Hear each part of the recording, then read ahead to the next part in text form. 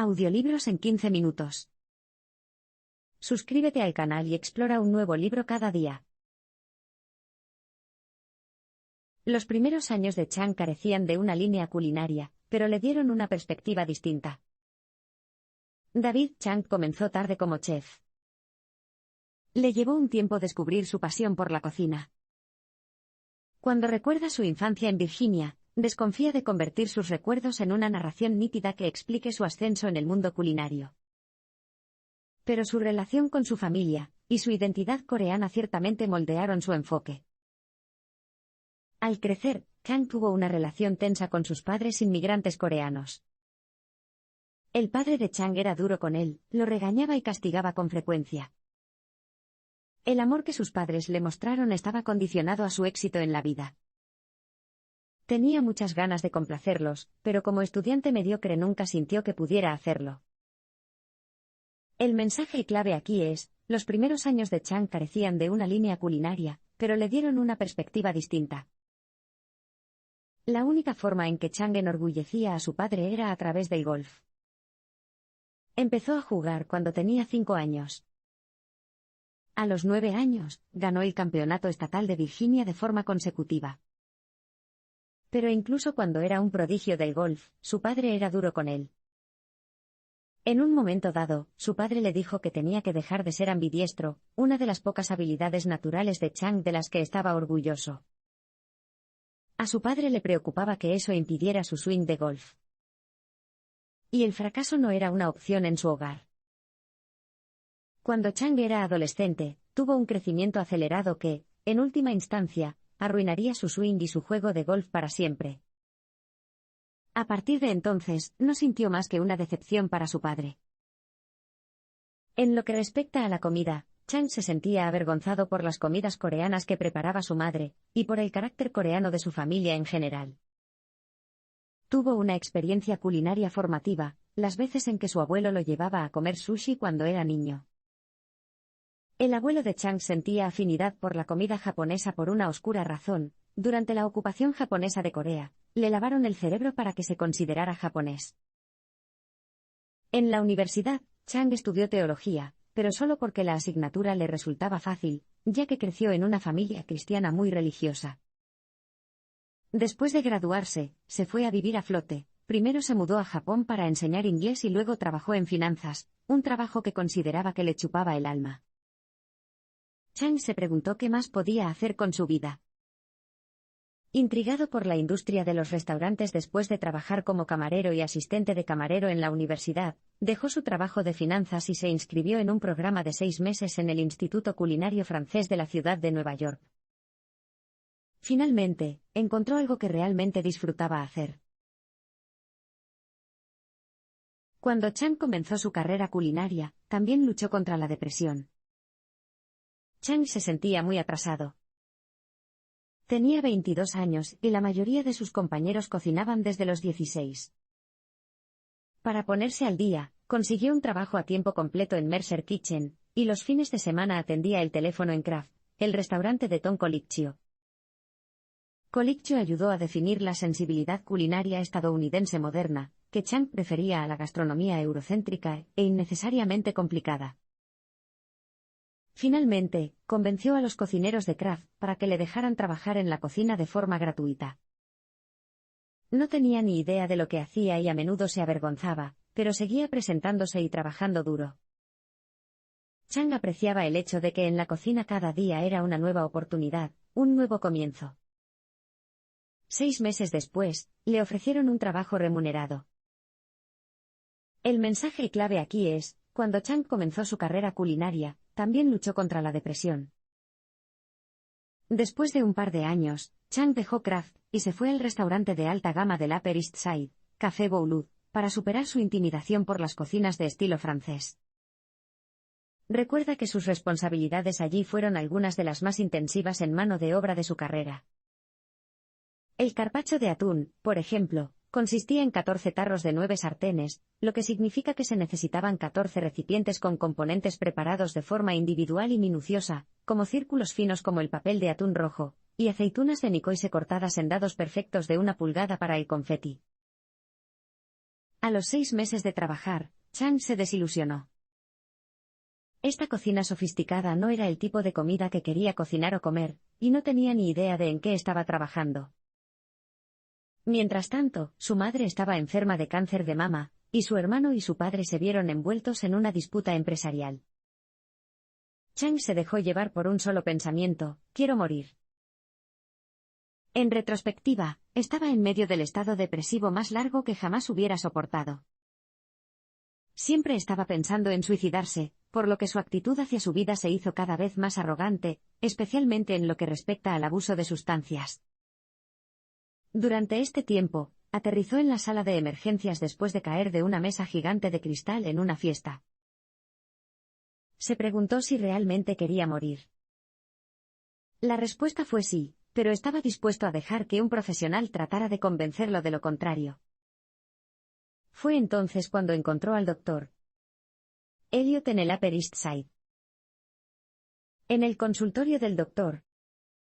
Elliot, Chang empezaba a entender los temas de su depresión, la inferioridad, la inadecuación, la falta de adaptación y la creencia de que la vida era tonta y arbitraria. Estaba enojado y se sentía decepcionado por todos. Pero durante este tiempo de autorreflexión, Chang estaba decidido a cocinar. Sabía que no quería seguir el camino del chef tradicional, tendría que encontrar su propio camino. Chang se arriesgó mucho cuando abrió Momofuku en 2004. Entre sus periodos en Craft y Café Boulud, Chang regresó a Japón para cocinar y aprender japonés. Durmió sobre un tatami en la oficina ministerial de un amigo de su padre y consiguió un trabajo en la izakaya, una taberna japonesa informal, en el primer piso. Más tarde, sus antiguos jefes en Craft lo ayudaron a conseguir un trabajo en el New York Grill, en la azotea del Hotel Hyatt. Pero la parte más reveladora de su estancia en Japón fue que, a pesar de estar arruinado todo el tiempo, todavía podía comer como un rey. Obreros y multimillonarios se sentaban uno al lado del otro en restaurantes acogedores, y relajados sin sacrificar la calidad de la comida. Se preguntó por qué comer en Estados Unidos era tan excluyente. Sospechaba que el estilo más igualitario de Asia podría ser un éxito si se traía a los Estados Unidos. El mensaje clave aquí es: Chang se arriesgó mucho cuando abrió Momofuku en 2004. En las sesiones de terapia, Chang comenzó a discutir sus ideas para el futuro de la gastronomía estadounidense en voz alta por primera vez. Le dijo al doctor Elliot: creo que lo subterráneo de los alimentos puede convertirse en algo subterráneo. Este presentimiento marcaría la carrera de Chang. Pero nadie podía haberlo previsto cuando dejó el Café Boulud y empezó a hablar de abrir una tienda de ramen en East Village. Según lo que es habitual en el mundo culinario, debería haber trabajado otros 5 años con grandes chefs antes de abrir su propio restaurante. Además, en 2004, la mayoría de los estadounidenses solo equiparaban el ramen con el tipo barato que se puede calentar en microondas. Todos pensaban que su idea era extraña, nadie quería trabajar con él. Además de todo eso, Chang no tenía ubicación ni fondos. Pero estaba decidido. Primero, encontró el lugar perfecto, un pequeño y antiguo lugar de pollo frito con buen tráfico peatonal. Pero necesitaba dinero, así que, aunque estaba nervioso, se acercó a su padre. Un testarudo, Chang intentó convencer a su padre de que esta era su última oportunidad de invertir en él. Era ahora o nunca. Sorprendentemente, el padre de Chang accedió y unió sus fuerzas con sus amigos coreanos en Virginia para prestarle $100,000 a su hijo. Finalmente, Chang encontró un cocinero después de poner un anuncio en Monster.com.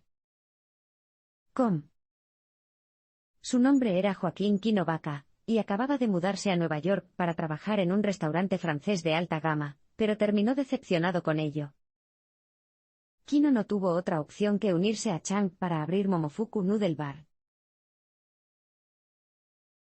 El bar de fideos Momofuku fue un éxito rotundo y sorprendente, pero expuso el temperamento de Chang.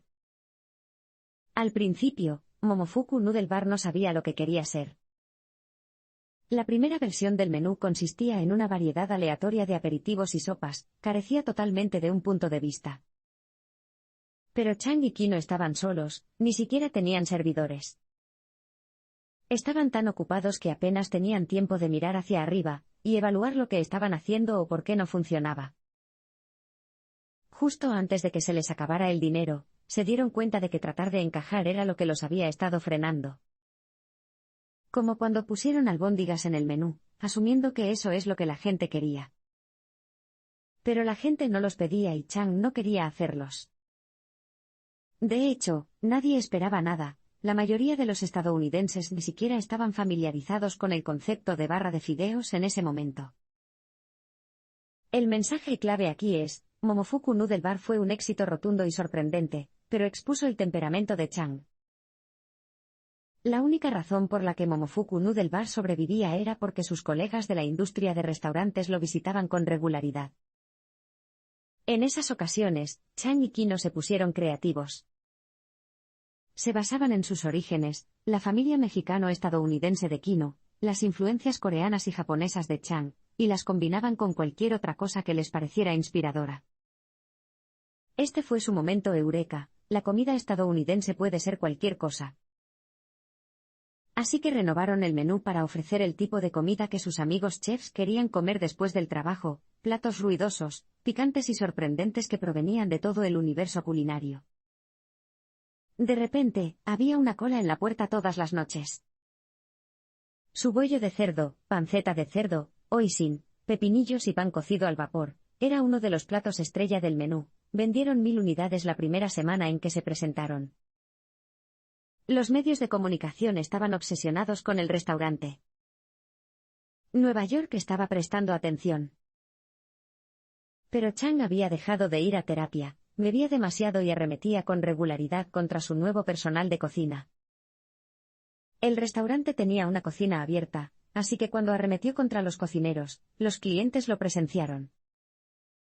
Un bloguero incluso escribió una publicación en la que denunciaba a Chang por humillar públicamente a sus empleados.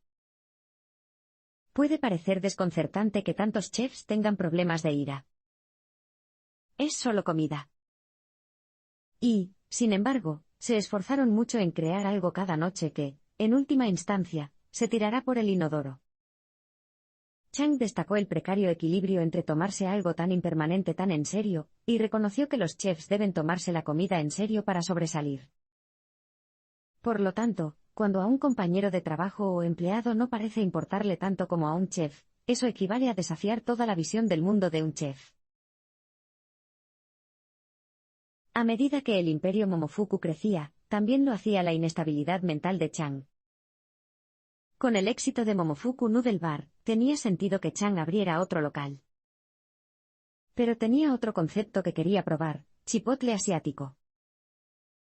Entonces, Chang abrió el bar Sam. Sam significa envoltura en coreano. Su objetivo era ofrecer una experiencia de comida rápida de alta gama. En el menú original, un cliente elegía un wrap, como lechuga babera, tortitas de harina o nori tostado. Luego, seleccionaron rellenos como carne de cerdo de Berkshire, puré de kimchi rojo y tofu batido. Sin embargo, el menú de apertura no tuvo buena acogida entre el público. Para empeorar las cosas, Chang tenía toda una lista de talentosos chefs que se habían unido a él para trabajar con él tras el éxito de Momofuku. Pero se aburrían de poner carne desmenuzada en envoltorios.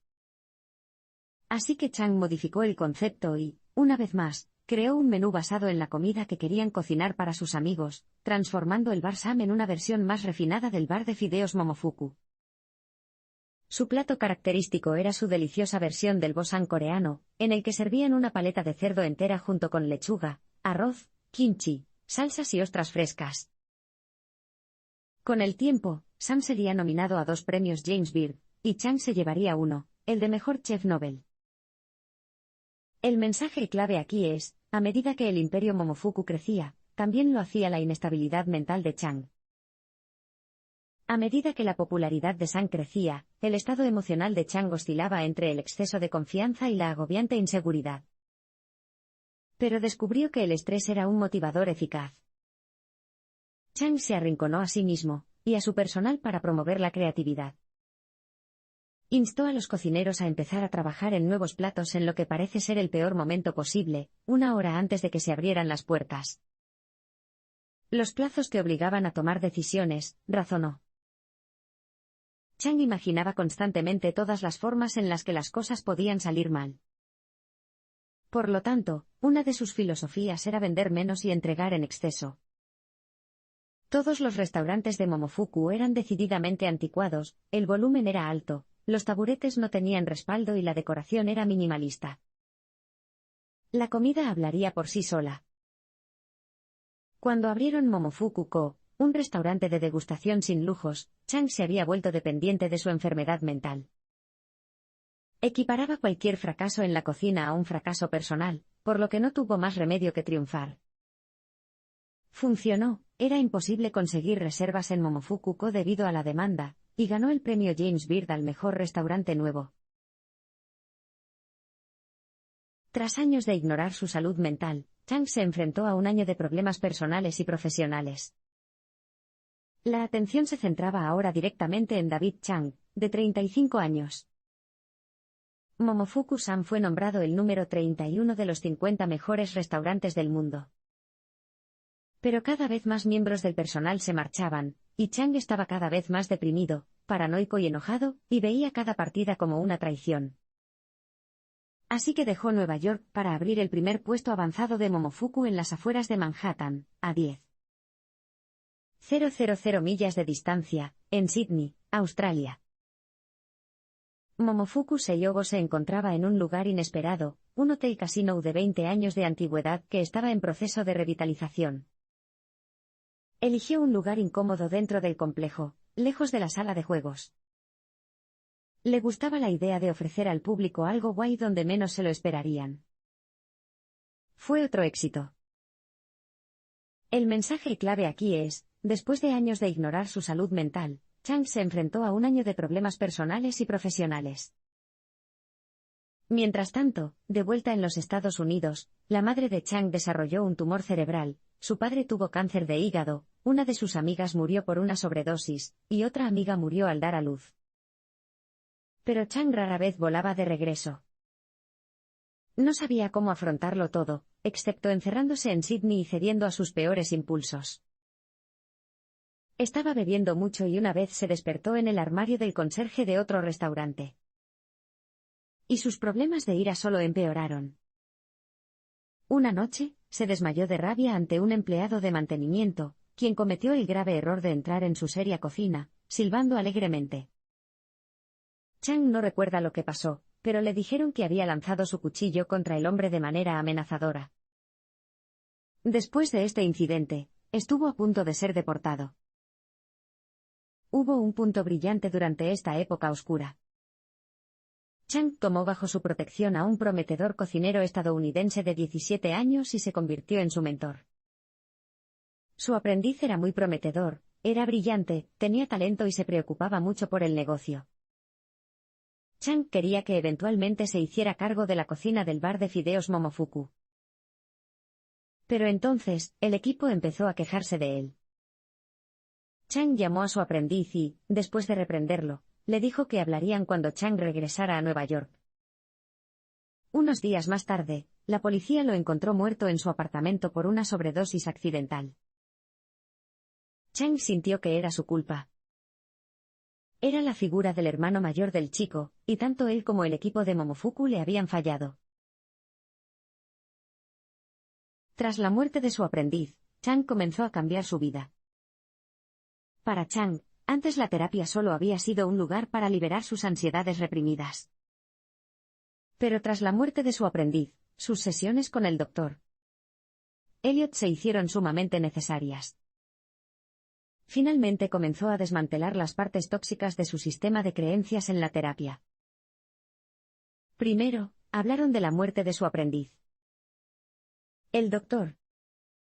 Elliot ayudó a Chang a entender que culparse a sí mismo era una forma egoísta de ver las cosas. Sugirió que, si tenía el poder de matarlo, también tenía el poder de salvarlo. Pero, por supuesto, la vida de su aprendiz fue mucho más que su relación con Chang. Chang también dejó de beber, lo que le permitió tener la mente despejada para finalmente investigar su depresión y su ira. Desde pequeño, se avergonzaba de ser coreano. No quería ser él mismo, y las drogas y el alcohol lo liberaron de las cadenas de su identidad. Momofuku también fue una forma de forjarse una nueva identidad. El mensaje clave aquí es, tras la muerte de su aprendiz, Chang comenzó a cambiar su vida. Aunque el Dr. Elliot sabía que Chang tenía un trastorno bipolar, esperó para decírselo y prefirió evitar los diagnósticos definitivos durante su trabajo conjunto. Cuando finalmente diagnosticó a Chang, también le dijo que tenía una desregulación afectiva. Esto significaba que cuando se volvía loco en la cocina, era porque su mente no podía procesar el suceso. Interpretaría el error de cualquier empleado como un intento de sabotaje. Sus desmayos de ira eran como un estado temporal de psicosis en el que no podía distinguir al amigo del enemigo. Además de la terapia, Chang contrató a un entrenador ejecutivo. Marshall Goldsmith tenía un enfoque holístico y personal, en lugar de limitarse a abordar las deficiencias del liderazgo. Recogió comentarios de todos los que estaban más cerca de Chang en Momofuku, tanto de los buenos como de los malos. Al final de leer los buenos comentarios, Chang se preguntó si tal vez había sido demasiado duro consigo mismo. Pero luego vinieron las críticas. Goldsmith expresó su sorpresa por el hecho de que tanta gente hubiera permanecido leal a Chang cuando, en realidad, no lo podían soportar. Chang se sentía arrepentido, pero estaba listo para cambiar. Goldsmith ayudó a Chang a aprender que su verdadero trabajo no era cocinar, calcular números o dar órdenes a la gente. Era comer basura. Esto significaba, escuchar, reconocer sus errores, tener discusiones incómodas y poner a los demás en primer lugar. Antes de contratar a Goldsmith, Chang creía que cuando los empleados dejaban la empresa, lo dejaban a él. Goldsmith explicó que esta reacción era evidencia de una verdad incómoda, creía narcisistamente que su personal estaba allí únicamente para servirle. A partir de entonces, Chang se dedicó a ser un mejor líder. El segundo acto de Chang consistió en cuestionar las verdades culturales. Chang estaba experimentando el lado maníaco del trastorno bipolar cuando decidió volver a intentarlo en el mercado de comida rápida. Una noche, estaba comiendo en Chick-fil-A, o los fanáticos del pollo, como llamaba a la empresa cuyos líderes se habían opuesto públicamente al matrimonio entre personas del mismo sexo. Los sándwiches estaban tan buenos que, a regañadientes, les dio su negocio, y luego se inspiró. Decidió darle su toque personal a un sándwich de pollo frito y, en el proceso, haría lo opuesto a propagar la intolerancia. Confrontaría al público con su racismo hacia los estadounidenses de origen asiático. El nombre del restaurante fue fácil, Fuku. Era un riff de Momofuku y un vete al carajo a propósito para cualquiera que se burlara de la cultura asiática o la diera por sentada. En su primera ubicación, puso pósters de villanos asiáticos estereotipados y ofensivos que, de alguna manera, habían pasado desapercibidos en la cultura pop estadounidense, como Oddjob de Goldfinger y Gogo Yubari de Kill Bill. El empaque estaba estampado con la palabra mal escrita delicioso, para hacer que los blancos se sintieran incómodos y reconocer cómo defendían la opresión cultural. El mensaje clave aquí es, el segundo acto de Chang consistía en cuestionar las verdades culturales. La cadena tuvo éxito, a pesar de que los comentarios culturales pasaron desapercibido para el público. Sin embargo, Chang estaba decidido a seguir socavando las ideas de la identidad estadounidense. Quería demostrar que lo que consideramos cierto puede ser solo una cuestión de perspectiva. Por ejemplo, ¿por qué se consideraba valiosa la comida italiana y se fijaba el precio correspondiente, mientras que se esperaba que la comida asiática fuera barata? Esta pregunta estaba en el centro de su próximo proyecto, Nishi. Significa oeste en japonés y era un restaurante ítalo-coreano de alta gama. Uno de los platos característicos era un riff de un plato de pasta cacio e pepe, hecho con ozon de garbanzos, una pasta fermentada con notas de parmesano. Finalmente, Chang comenzó a abrazar su propia herencia coreana en dos nuevos restaurantes, Majordomo en Los Ángeles y Kawi en Nueva York. Durante años, el problema era que todos sus restaurantes tenían nombres japoneses a pesar de que era coreano-estadounidense. Durante mucho tiempo había sentido el impulso de proteger las tradiciones coreanas, ya que la cultura coreana desconfiaba más de la interpretación externa que la japonesa. Pero poco a poco se siente más cómodo incorporando de manera destacada la cocina coreana en sus menús. David Chang ha considerado desde hace mucho tiempo la historia de Sísifo, que se vio obligado por los dioses a empujar eternamente una roca colina arriba, como una historia inspiradora. En cierto momento, vivir con un trastorno bipolar requirió que tomara una decisión. Podía darse por vencido y ceder a sus impulsos más oscuros y feos, y dejar que el miedo dirigiera su vida. O podría vivir como Sísifo. Podía aceptar su destino en vez de verlo como un castigo. Podía seguir adelante, abordando cada día con un propósito. Eligió lo último.